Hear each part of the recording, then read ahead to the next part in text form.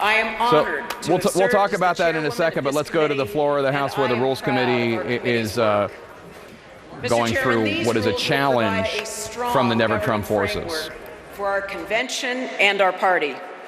I move the adoption of the resolution and yield back the balance of my time. Thank you. Without objection, the previous question is ordered. The question is on adoption of the resolution. All those in favor say aye. All those opposed, no. In the opinion of the chair, the ayes have it, and the resolution is agreed to. Without objection, the motion to reconsider is laid upon the table.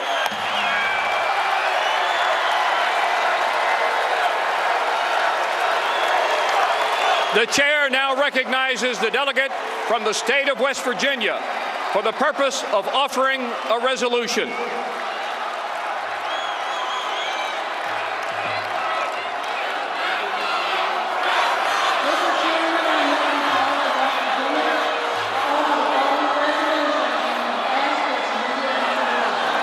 Resolved that the report of the Committee on Platform be considered as adopted.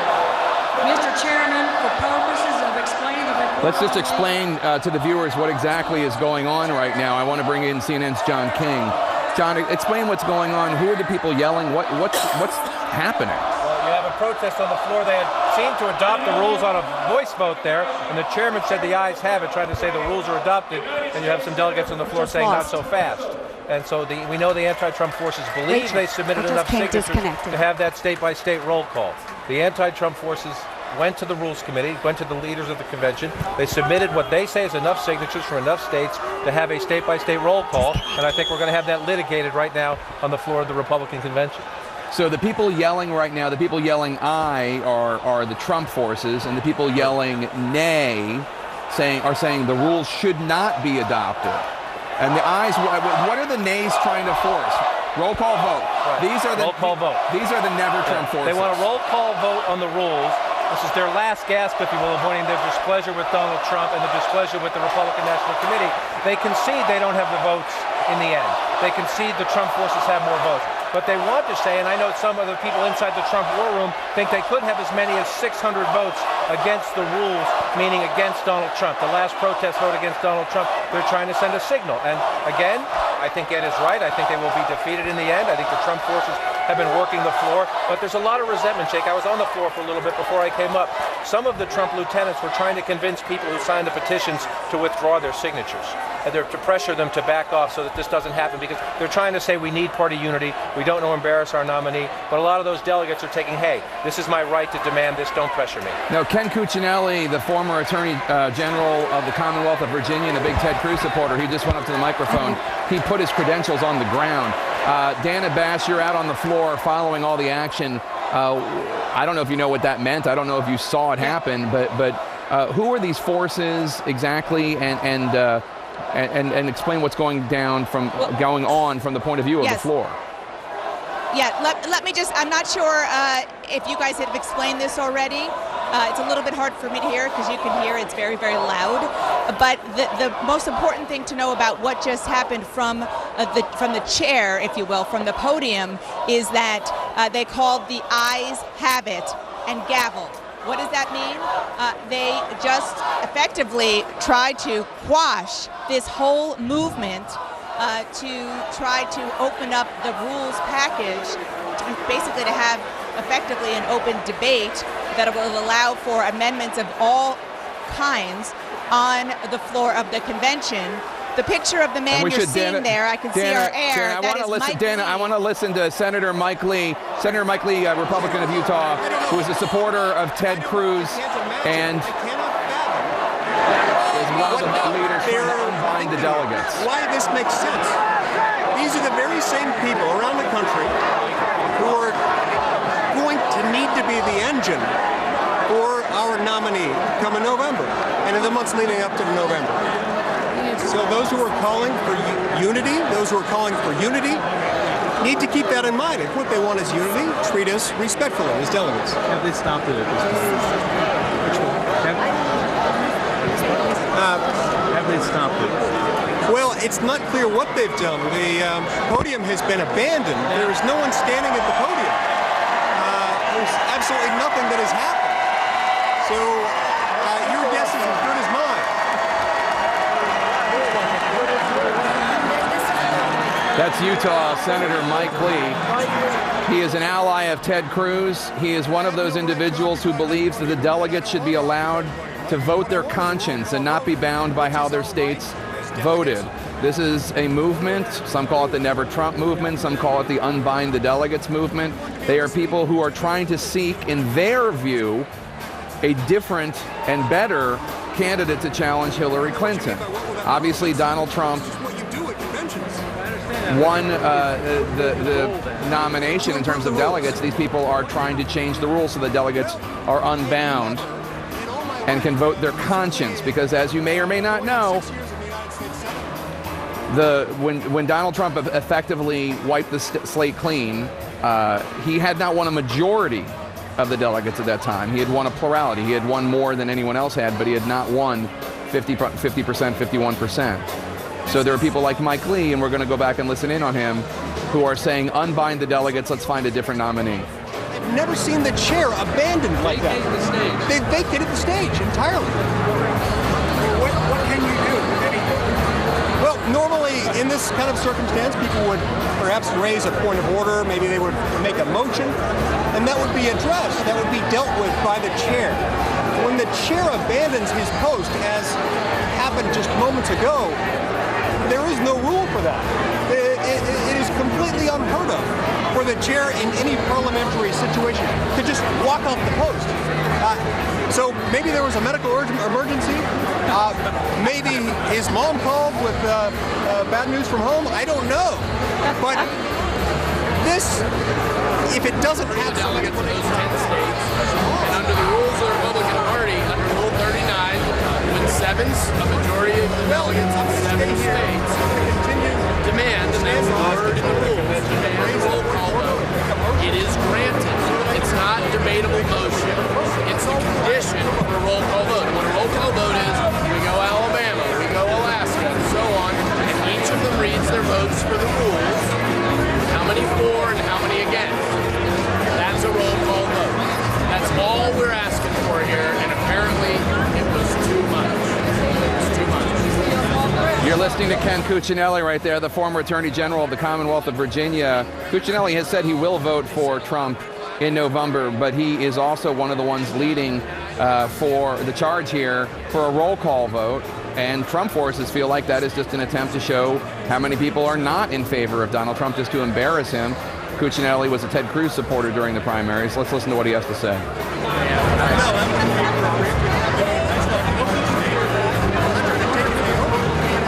Dana Bash, you're on the floor of the convention amidst all this chaos. What can you tell us?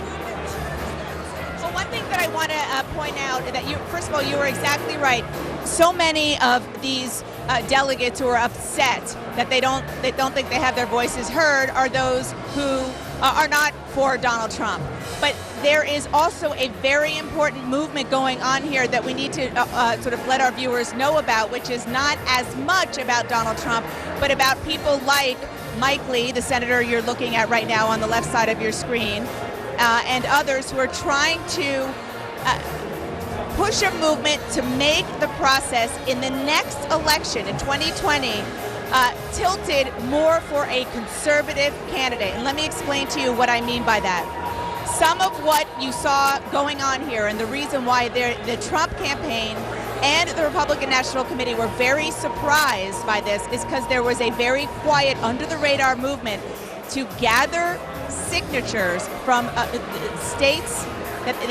In order to open up the rules package, you need 7 states, a majority of delegates from 7 states. That was Dana Bash, hold on one second. Let's go back to Mike Lee. Dana Bash, hold on one second. Well, let's go back to Mike Lee on the floor. And I really have, not being coy here, I have no idea what's going on right now. This is surreal. I mean, the chair walked off the stage. He completely completely abandoned his post. Meanwhile, we've got what appears to be a jazz band. They're doing a great job, playing some lovely music off in the distance. I don't know what the song is, but it's a real nice, soothing riff. But it's strange. This is a political convention. People have taken time off from work. They've come from all over the United States to be here. People can be unheard anywhere. They can be unheard at their workplace. They can be unheard at home. They can be unheard with their friends and their neighbors. They don't travel hundreds or even thousands of miles to be unheard at their own party's national convention. What did we see just now? Did they just completely not even take up the signatures at all? I mean, what happened? Back. Hang on.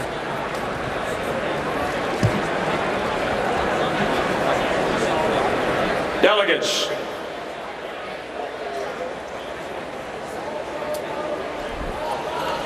once again, I need your help and your cooperation. Without objection, the chair will put the question on adoption of the report from the Committee on Rules, de novo. The chair would remind the hall that it is absolutely critical that we are able to discern the ayes from the nays. This is when they blow in music. They blow in artificial Those sound. in favor of the rules package will say aye.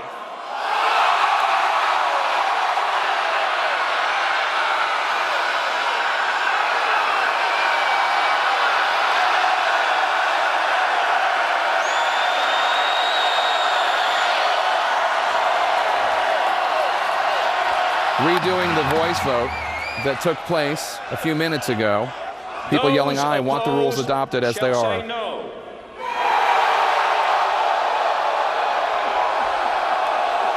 The noes are In the shouting opinion right of the now. chair, the ayes have it.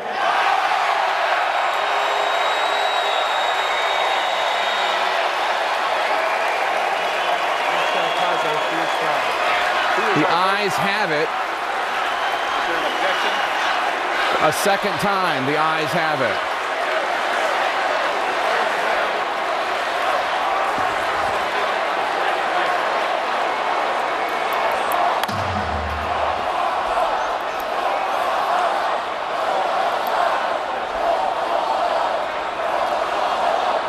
If there are no objections,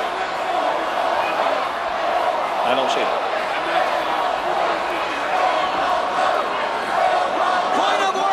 Is anybody seeking recognition?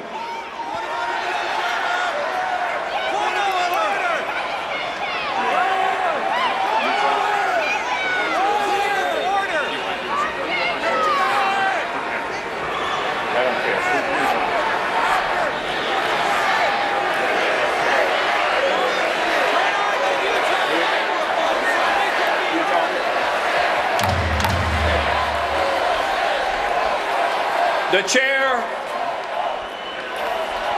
The chair recognizes the delegate from Utah.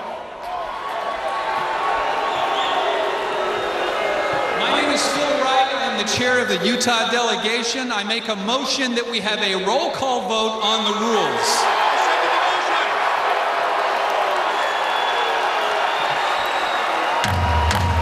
Democracy in action. You're watching Congressman Steve Womack of Arkansas try to bring order to a contentious The convention. Secretary received requests from a total of 9 states requesting a roll call vote on adoption of report on the Committee on Rules. Subsequently, the Secretary received withdrawals, which caused 3 states to fall below the threshold required under the rules. Accordingly, the chair has found insufficient support for the request for a record vote.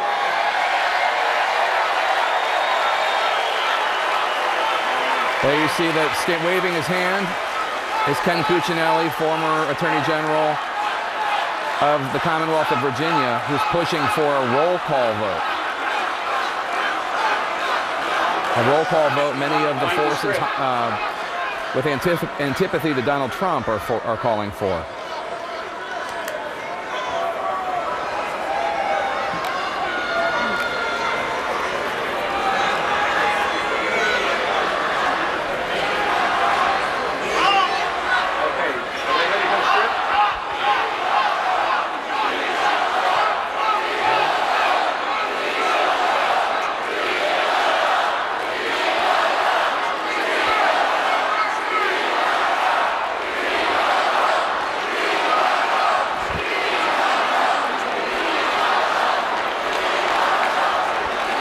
Dana Bash, you're on the floor. Can you tell us what they're chanting?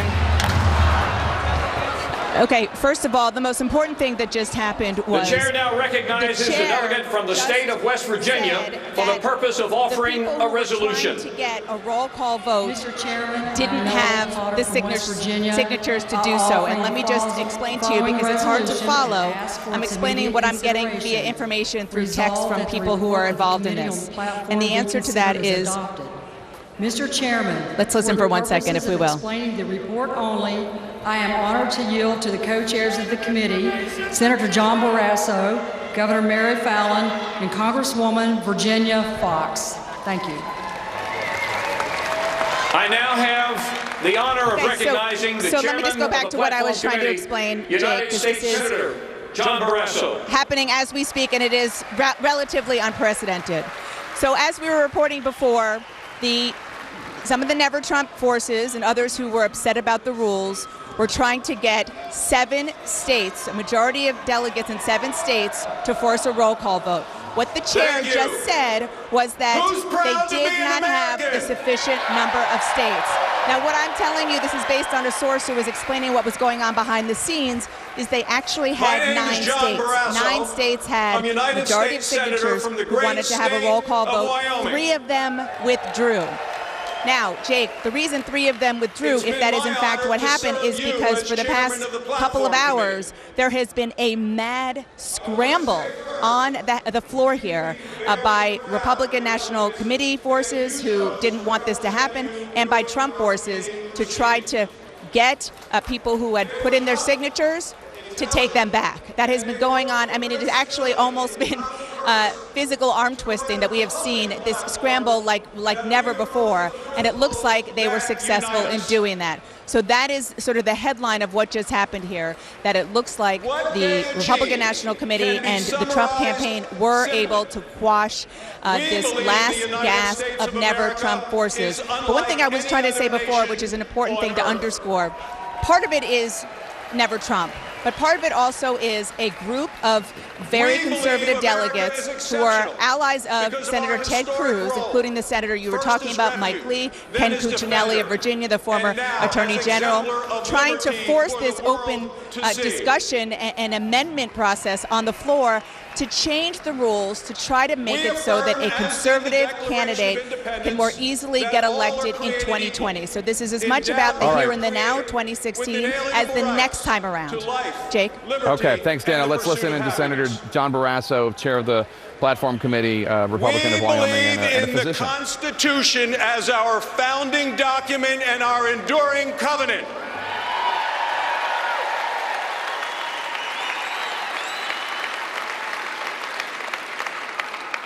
We believe our constitutional system, limited government, separation of powers, federalism, and the rights of the people must be preserved uncompromised for future generations.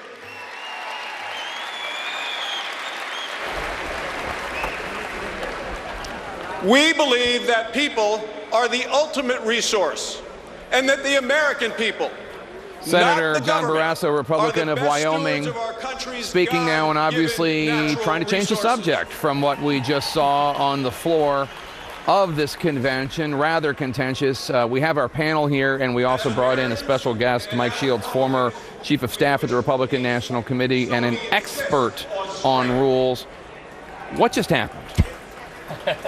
Well, and one way to put what just happened is you saw the start of the Ted Cruz 2020 campaign down on the floor of the convention there. Essentially, there was a rules committee that met last week. They passed the rules. It was going to be passed by voice vote on the floor here, and there was a protest that erupted to try and stop that from happening. There had been an effort amongst the Cruz folks and some Ken Cuccinelli sort of corralling them together to get 7 states to have a majority of 7 states delegates to force an open roll call vote where you went through and name every single person as they vote for the rules. And if that happens, you can then open it up for amendments. And so that was this would not be a roll call vote to nominate Donald Trump. This would be a roll call vote just on the rules of the party. Right.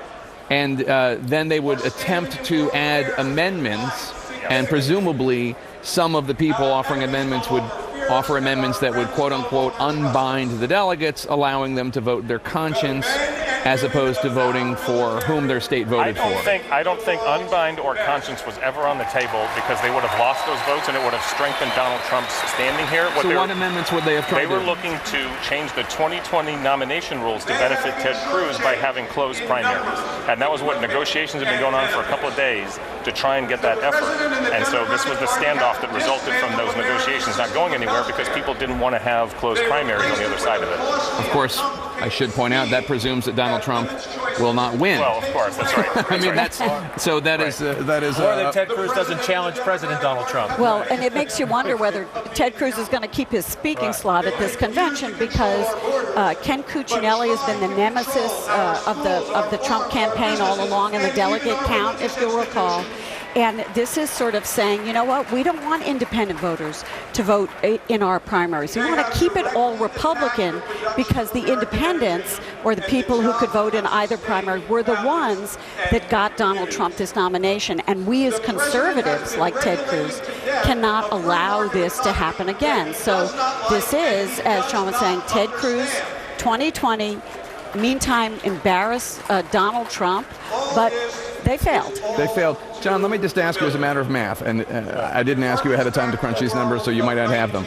But if every primary had been closed, would Donald Trump still not be the nominee? And by that, by the way, let me just make sure all our viewers understand. A closed primary means only members of that party can vote. Many states had open primaries allowing independents, or even allowing people to change their party that day. Donald Trump did very, very well with independents. I mean, Ed can make the argument against this, and Trump supporters might say, well, in that field he would have done this or that. But Donald Trump, when he announced he was running, he understood the rules at the time. He knew Democrats could cross over. He knew some of those primaries were open. Could Donald Trump, in that field of 17 candidates, have emerged as the Republican nominee if they were all closed primaries? My bet today is no, but it's a wacky year. It's a wacky year. Ted Cruz certainly planned on the Tea Party elections of 2010 and 2014, evangelical voters. I'm going to get that conservative swath. And in a crowded field, Donald Trump might have won some just Republican primaries. We can't answer that, but there's no question he benefited from the fact that independents and crossover Democrats could play in Republican primaries. Ed? Mr. Trump won overwhelmingly with Republican votes and with independent votes.